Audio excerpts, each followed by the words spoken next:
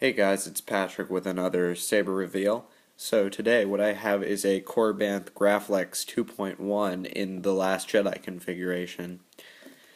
This Graflex is actually really cool. I got it from a seller on eBay and it came pretty scratched up, but I liked the way it was scratched, which is why I bought it. Because in The Last Jedi, the Graflex looks a little rusted and weathered. So, little details about the outside of this from top to bottom. So it has the normal 2.1 bunny ears with the little hex head screw.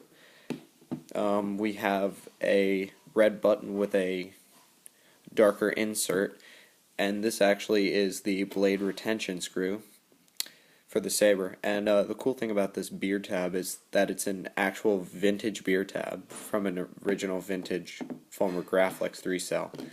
And I feel like that adds just a lot of character to the saber. This little screw right here, this rivet screw, I filed it down a little bit to get rid of some of the silver on it so that it looks a little more weathered. We have the normal screwed in slide tab from the 2.1. We got the normal long brass pins in here. This screw right here, it used to be really round, but I flattened it down to give it a sort of vintage look. I got this shine through glass eye from Saber Bay on Etsy. Inside it has a KR Sabers 1/8 inch, 7/8 of an inch brass kill key. That's it. This clamp card is from Skywampa, and underneath is the activation switch. You can see it by just opening this up and sliding this down a little bit. There's the little switch holder, and there's the switch. Just slide that back up and close it. And here's another screw that I filed down to look a little more accurate to the original screws on the Graflex. And all over this you'll see some nicks and scratches, but I really like it. It adds a lot of character. These are the original grips, which I riveted in. And at the bottom here I have a Wanawanga pommel cap that I had for a previous Graflex, but when the Graflex got to my house it already had a non-stamped bottom of the pommel, so I just used that. I just used this cover to cover up all the holes, and I had to re-drill a couple of holes to go with the end cap here to face the clamp right here. So it's all aligned. And we have the normal D-ring, which is screwed in with two 632 screws. So, internally, this is running a single Cree blue LED, and the thing about this saber is it's super bright and super loud, and it's only running a 26mm premium speaker.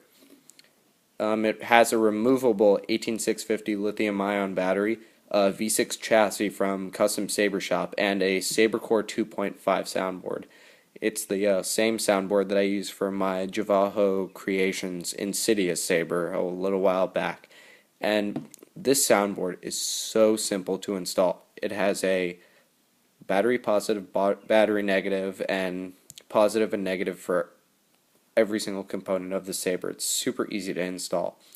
And so what the Sabercore 2.5 is, it's basically the original Viridium and Crimson soundboards combined into one. So I'm going to give you a little demonstration of that. But first I'm going to show you how to remove the pommel. So the pommel, what you do is you undo the clamp lever and you slowly unscrew this until it is completely unscrewed, and you can just slide this right off, and there's your chassis. It has the battery with the with a little piece of ribbon under it, so it's easier to take the battery out to recharge it, and this comes with the charger. And here's the soundboard, which is held in place with some super glue. Or actually hot glue. Yeah. And the thing about when you screw the saber back, you want to twist it a little bit so that the wires tangle this way to get them more straight when you twist it back. So I'll just do that right now. And this doesn't, because the chassis is so big, it doesn't close all the way. There's a certain point where the chassis tension increases, and it actually gets to this point right here where it's absolutely perfect, where no holes are shining through here or showing through, and you can just close this and you're set. So the first font I believe this is on is the Viridian font, and it's kind of a Return of the Jedi sounding font. There you can see the shine through glass eye. It looks really amazing in person.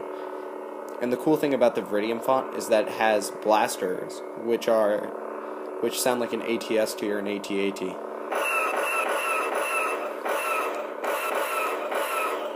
We have some swings and some clashes. And this thing has a cool settings menu, which I'll show you in a little bit. Wish it would play some different swings for me. There we go, and some clashes.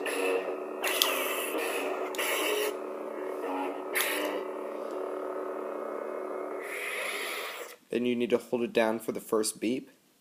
Saber Core, Crimson. And this is the Crimson font. And what the Crimson font has Saber Core, that the Crimson. Viridian font doesn't have is it has a clash effect. So let's turn this on right now.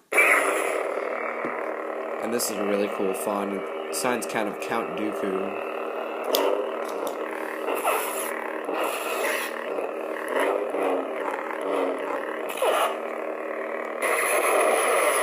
And there's the clash effects. So how you activate the clash and the blasters for the other font is you just tap this.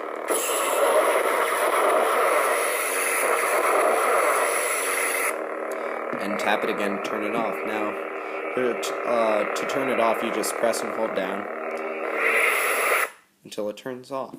And the settings menu can be accessed by holding down the activation button.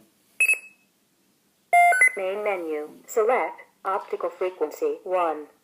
And so there are different settings for this, and I'll just pop the blade in real quick to show you this. But it has different settings for sound, sensitivity, the pulse of the LED, and so I'll just use the blade to show you this. So here's the blade pulses. This is 1, 2, 2, 3, 4, 5. And you can't really see that on camera, but it shows better up in the reflection. It's kind of a strobe effect. 1. I like to keep it at 1. Select sound intensity low. I like keeping it at low, but here's high. High. Muted. Low. Select impact sensitivity 1. I usually keep it at 4. 3, 4. Select motion sensitivity 1. Since the swings on this are so sensitive, I keep it at 1. All settings saved.